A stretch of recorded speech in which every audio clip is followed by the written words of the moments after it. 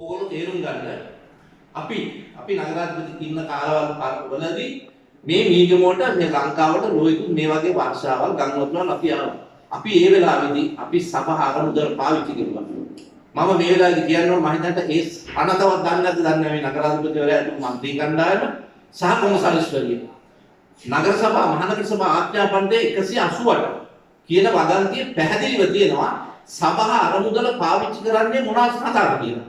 එතකොට 188 වගන්තියේ ඒ කියන වගන්තියේ පැහැදිලිව තියෙනවා වර්ෂා ගම්වතුර සුලිකුණාට භූචවන මේ ඕනම එකක් සඳහා ප්‍රජාව සඳහා මුදල් වියදම් කරන්න පුළුවන් කියන එක. අනිත් එකේ පැහැදිලිව තියෙනවා ඒකේ සීමාවක් කියලා නැහැ. එහෙමනම් මට කනගාටුයි සමහර මේ නගර සභාවේ සේවකයින්ට ලක්ෂ ගණන් අධිකාර ගෙවන්න පුළුවන් නම් හරිද මේ මීගමේ පුරවැසියෝ මම දැන් පවුල් 10කට වඩා ඔය කොච්චිකනේ බල ප්‍රදේශයේ අනාථ වෙලා තියෙනවා කියලා අපිට දැනගන්න ලැබුණා. මොකද මම අසනීපපත් දෙන්න මට යන්න බැරුව ගියා. එක රුපියලක් මේ බදු ගෙවන මිනිස්සුන්ගේ සල්ලි වලින් තමුන්ට එක රුපියලක් එක බත් පාර්සලයක් එක හාල් කිලෝ එකක් අරන් දුන්නද කියන මේ කනගාටුදායක සිද්ධිය මටපත් වෙනවා. මේ මහින්දට පල්ලි තුනක අනාථෝ විදිහට කඳුළු තුනක ඔය කොච්චිකන් බල ප්‍රදේශයේ තුල අපේ සහෝදර බදු ගෙවන ජනතාව මෙයාලා තිබුණා. එතුමාට තිබුණා ඉතාම පොඩි දෙයක් ලක්ෂ 25ක් වේදම් කරනවා කියන්නේ පොඩි දෙයක්. මම ඔයාලට එක උදාහරණයක් කියන්නම්. මීගමෝ මාරෝහලට අර ඉන්ජෙක්ෂන් කාඩ් පුච්චන මේ මැෂින් එකක් ගන්න අවස්ථාව වෙලා ඒ වෙලාවේ මුල්ලේ අර්බුදයක් තිබුණා ස්පිරිතාලේ.